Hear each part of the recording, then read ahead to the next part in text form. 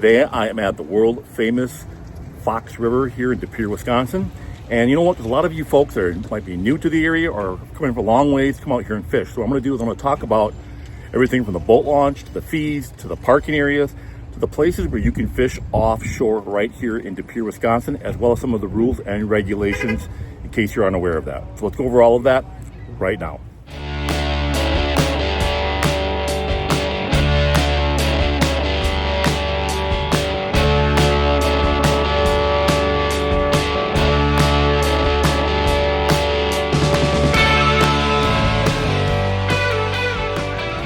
So behind me right here is the Swamp Donkey bait store.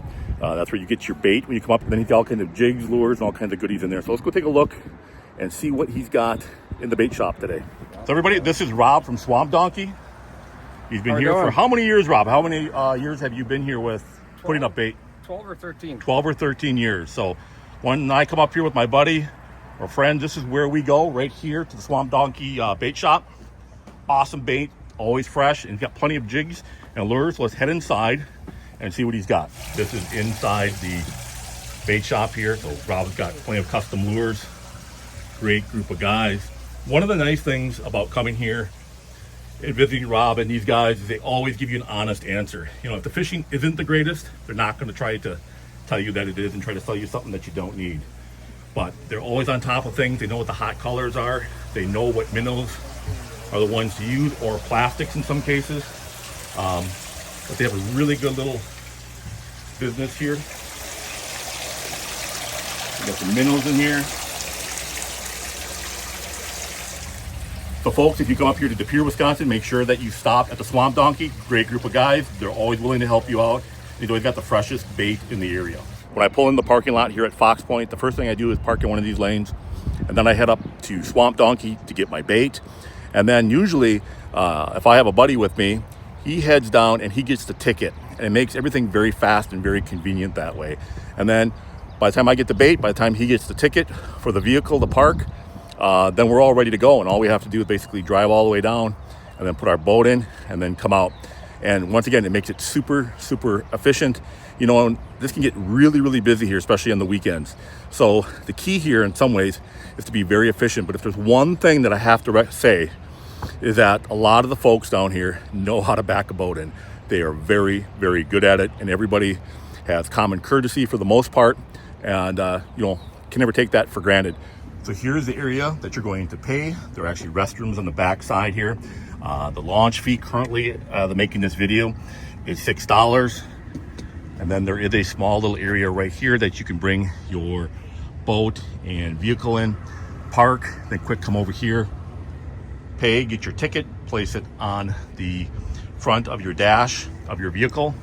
And then there are 6 lanes here that you're able to dock your boat into. The depth of the launch is very, very deep. So even during shallow water times, the bigger boats, you're able to get them in quite easily.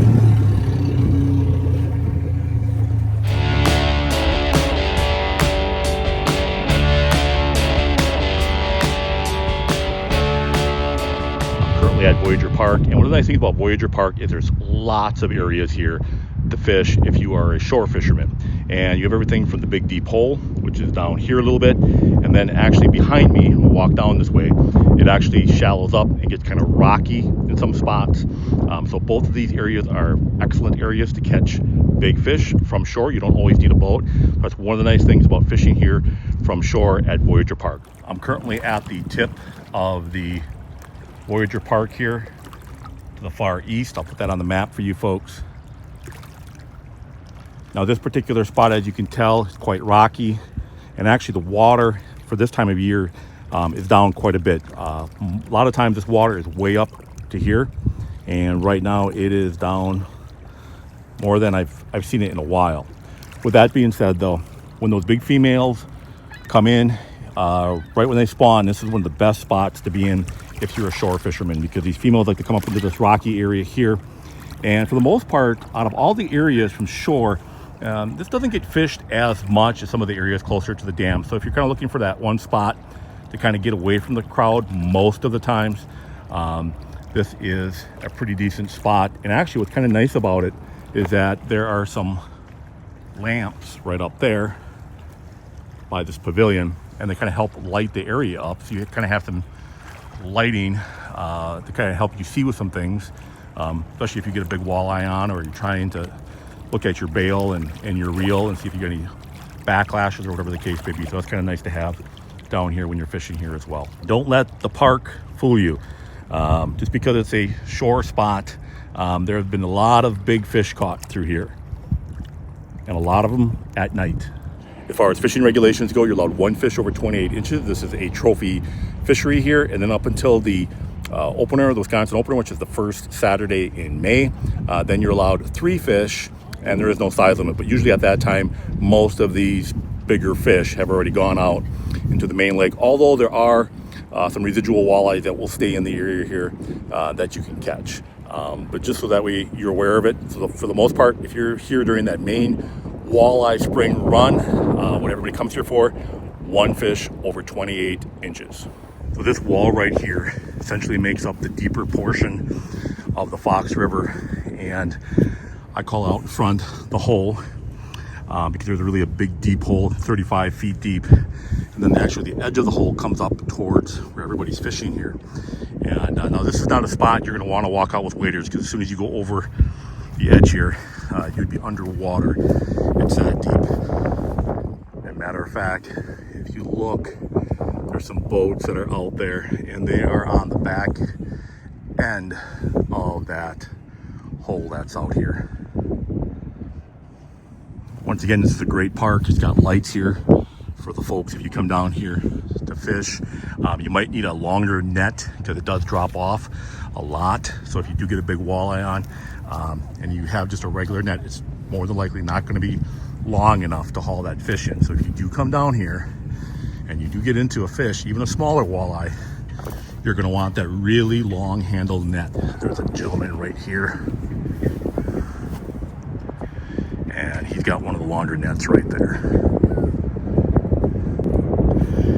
Next stop, the infamous Snag Island.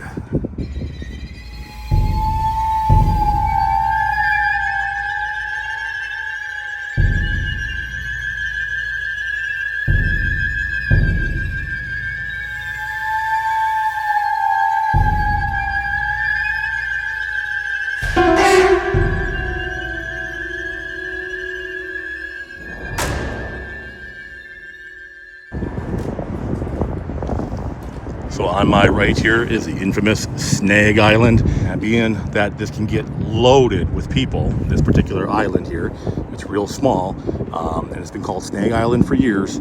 A lot of people end up snagging fish, whether it be intentional or unintentional. And just so you know, if you do snag a fish, it's not technically illegal to reel in and take the hook off and then release it immediately. But if you do keep a fish that is snagged, that is illegal.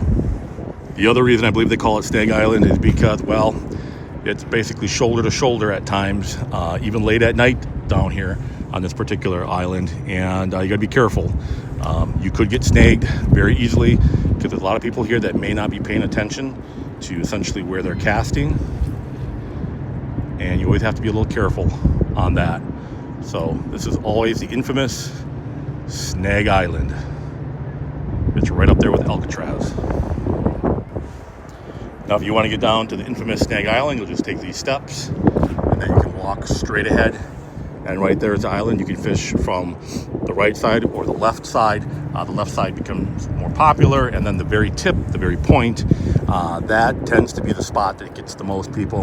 And if you do want to get out towards the tip of Snag Island, you're going to have to get here very, very early because this can get crowded very, very quickly. Just so you folks know, a lot of people may not be aware of this, but it is a fish refuge on that side of the power lines, and the game wardens do watch this quite closely. As a matter of fact, if you look down here, you'll be able to see the boats that are down there. They're on that side of the power lines, because if they go on the other side, they're fishing illegally. So what are some of the better lures to use out here? If you're coming out here for the first time and you want to use artificials, soft plastic like ringworms, which is a longer soft plastic tail. Chartreuse is usually the answer in most cases out here. Purple, seems to do very well. It's one of my favorite colors actually out here, a purple chartreuse mix. Ripping baits. The only thing with these rip baits and even the ringtails, though they're usually a bit better when you're out into those deeper areas if you're in a boat. But if you're fishing from shore, using jig or jig heads that have the weedless or snag-proof wires or barbs on them would be recommended, because you will lose a lot of lures close to shore. And then of course at night, any of those suspending baits. The husky jerk has been a mainstay for many years out here. I caught some of my biggest walleyes on the husky jerk at night, twitching it real slow from shore or from boat. As you can tell, there are plenty of areas to fish from shore if you're a shore fisherman. However, I will say this much, that if you truly want to get that walleye of a lifetime, your best bet is to come here early morning, like way before sunup, and then staying late after dark. And sometimes the best times to come here are like midnight, 1 o'clock in the morning, and you'll have it mostly to yourself, and you also have a very good chance of catching that fish of a lifetime.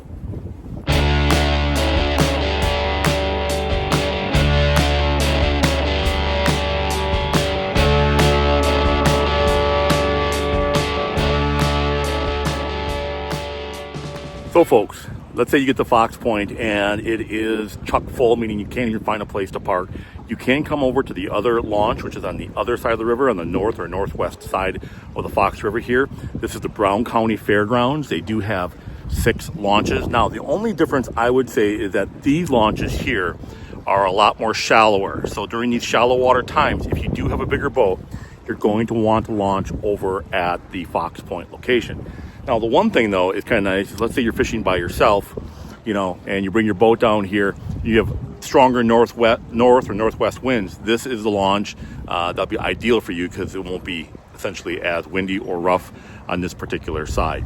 But there's plenty of parking up top. If you come down here, same thing, you'll pay a $6 parking fee, and then you'll put that sticker on your window, and then you'll have up here that you're going to be able to park your rig.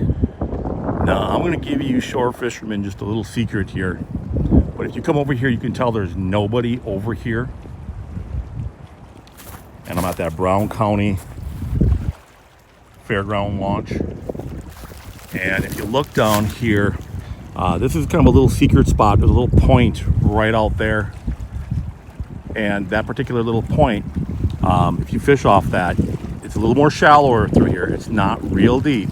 But if you are looking for that spot to get away from everybody, this could be a decent little spot down here. And I've caught a lot of nice walleyes off of shore right here. Now, I will say for the most part, over on the other side tends to be a little bit better. But if it gets super crowded and the walleyes are coming in heavy, especially the big females that spawn, this little spot down here is not a bad little spot to fish. A couple tips here for fishing the Fox River.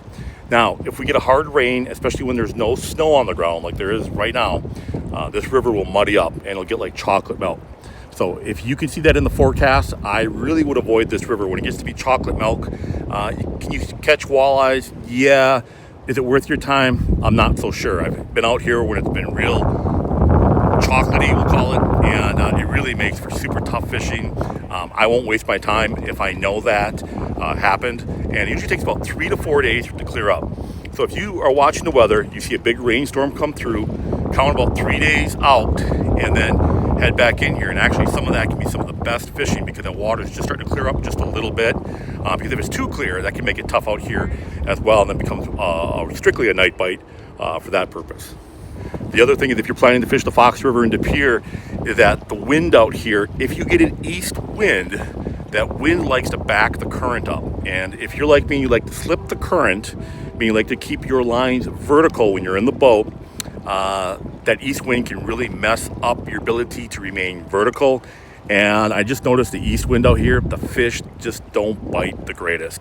You know, the old saying, when the wind's from the east, the fish bite the least. Can you still catch fish? Absolutely. If you're out here and you took vacation and you got to fish, fish it. But that southwest, west, even northwest winds, to me, are usually the best out here on the Fox River. Folks, if you like this video, please hit that like and subscribe button. I'll be doing some fishing up here on the Fox River and some of the other Green Bay tributaries, as well as the Bay of Green Bay for big walleye. So got a lot of good stuff for you coming forward. And then if you want, go to some of my past videos of fishing the Menominee River and then essentially the Bay of Green Bay. You can watch some of those videos as well in regards to walleye fishing. So until next time, Clint from Oak and Iron Outdoors.